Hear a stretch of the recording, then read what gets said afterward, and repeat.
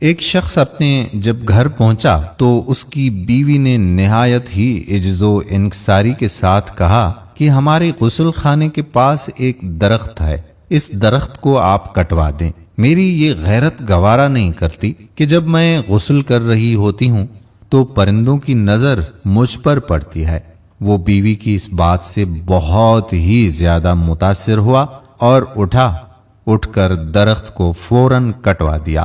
وقت گزرتا رہا، دن گزرتے رہے۔ ایک دن وہ معمول کے خلاف اچانک اپنے گھر میں آ گیا۔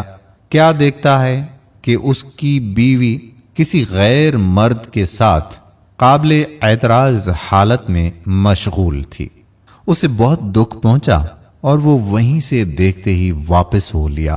وہ اپنا گھر بار چھوڑ کر بغداد کے شہر میں چلا گیا، وہاں اپنا جا کر کاروبار شروع کر لیا۔ اللہ تعالیٰ نے کاروبار میں اسے خوب برکت عطا فرمائی اور اپنے کاروبار کی بدولت وہ دن دگنی اور رات چگنی ترقی کرتا گیا اور بغداد کے سرکردہ شہریوں میں سے ان کا شمار ہونے لگا، یہاں تک کہ بغداد کے کوتوال تک بھی اس کو رسائی حاصل ہو گئی۔ ایک دن کوتوال کے گھر میں ہو گئی چوری۔ پولیس نے مجرم کا سراغ لگانے اور اسے پکڑنے کی کوشش بہت کی، لیکن پولیس ناکام رہی۔ اس شخص نے دیکھا کہ ایک شیخ کا کوتوال کے گھر آنا جانا لگا رہتا ہے اور کوتوال ان کی بے حد تعظیم کرتا ہے، لیکن ایک بات اس کی سمجھ میں نہیں آ رہی تھی کہ یہ شیخ صاحب آدھے پاؤں پر کیوں چلتے ہیں، پورا پاؤں زمین پر کیوں نہیں رکھتے۔ اس نے کسی سے اس کی وجہ پوچھی کہ یہ پورا پاؤں زمین پر کیوں نہیں رکھتے، تو اسے بتایا گیا کہ یہ پورا پاؤں زمین پر اس لیے نہیں رکھتا کہ کہیں کیڑے مکوڑے اس کے پاؤں کے نیچے آ کر کچل نہ جائیں۔ وہ شخص فوراً بھاگتا ہوا کوتوال کے پاس پہنچا اور اسے کہا کہ اگر جان کی امان ہو تو ایک عرض کروں۔ کوتوال نے کہا کہ ہاں بولیے۔ اس نے کہا کہ آپ کی چوری اسی شیخ نے کی ہے۔ کوتوال حیران ہو گیا اور اس نے کہا کہ اگر ایسا نہ ہوا تو میں تمہیں سزائے موت سنا دوں گا۔ اس نے کہا کہ بالکل سنائیے گا، لیکن پہلے آپ تحقیق کروا لیں۔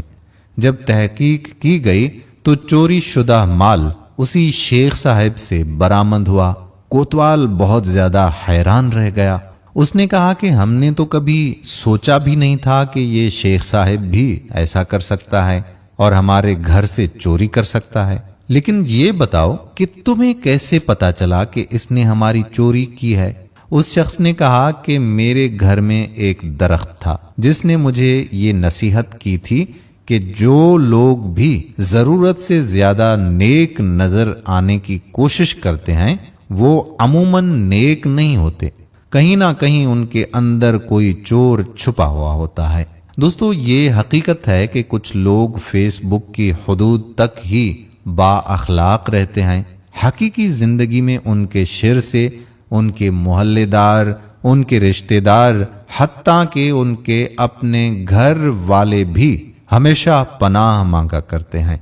ایسے دکھاوے والے اخلاق اور نیک نامی کا بھلا کیا فائدہ، جس سے صرف وہی لوگ فائدہ اٹھائیں جن کا آپ کی پریکٹیکل لائف سے کوئی بھی واسطہ نہیں ہے۔ اگر ایسے کرداروں سے واسطہ رہتا ہے کہ ذرا سا جھگڑا کیا ہوا وہ اپنی کمینگی پر اتر آتے ہیں اور اپنی اوقات دکھا دیتے ہیں۔ ذرا سا اختلاف کر کے آپ بھی دیکھ لیں کسی سے، اپنی ٹائم لائن پر موصوف کیا بنے ہوئے ہیں اور حقیقت میں وہ ہیں کیا۔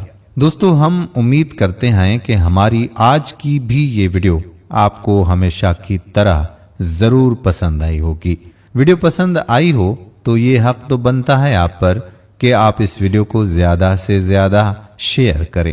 اگر آپ نے ابھی تک ہمارا فیس بک پیج واجد علی ترار لائک نہیں کیا تو پیج کو لائک کر دیں، فالو بھی کر دیں، سی فرسٹ بھی کر دیں، تاکہ یہاں پر جتنی بھی ویڈیوز اپلوڈ ہوا کرتی ہیں ان کا نوٹیفیکیشن آپ کو بر وقت ملتا رہے۔ آپ کا اپنا میزبان قادر بخش کلہوڑو آپ سے چاہتا ہے اجازت۔